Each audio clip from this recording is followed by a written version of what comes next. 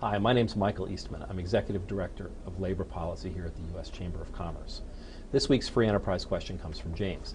James asks, what can we as individuals do to stop the Nlrb's outrageous lawsuit against Boeing?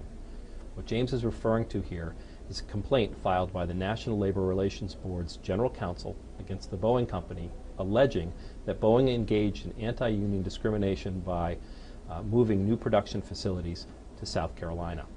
That complaint has now been withdrawn and the matter settled. However, what the Nlrb did here was set a very dangerous precedent, indicating that it may go after companies in the future on where they choose to locate production. All employers should be very concerned about the precedent set by the Nlrb's General Counsel here.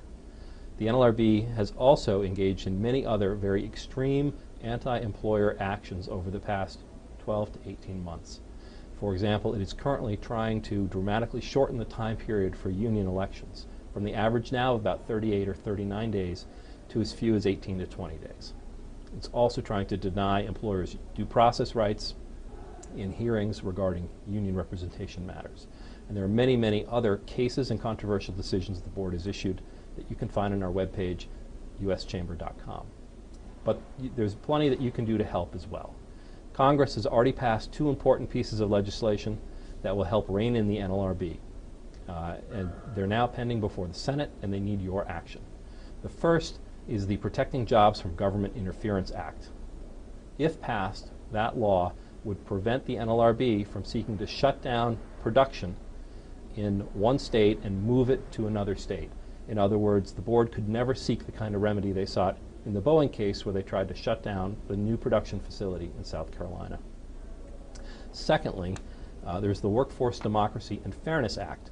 This bill has also passed the House of Representatives. It's pending in the Senate, and it would prevent the Nlrb from moving forward with its ambush election proposal. It would require a minimum campaign period of 35 days for employers to have time to communicate with their employees about the pros and cons of unionizing.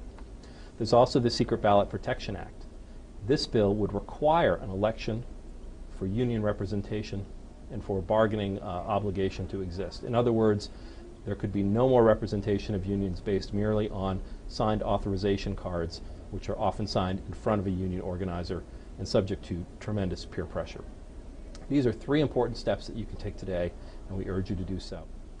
Your members of Congress need to hear from you on these very important issues. Thanks very much for your question, James.